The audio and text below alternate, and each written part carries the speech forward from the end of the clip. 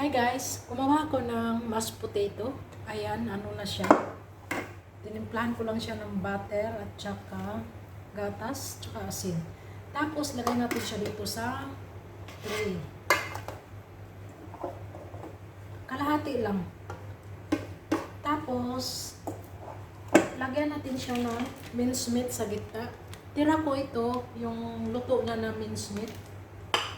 Nung gumawa ako ng kibe. Tira ko yan. Ganito ang gawin natin. Tapos, ilagay natin sa gitna yung luto na mincemeat.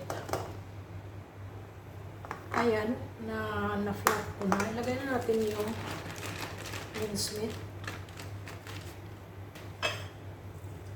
Ayan, spread lang natin. Tapos, takpan natin ulit siya ng mashed potato.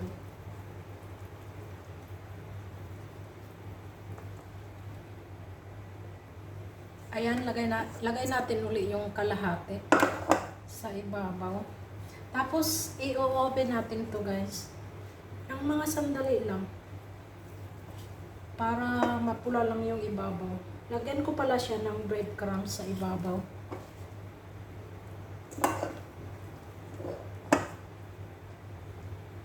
Napaka-sticky ng mashed potato natin.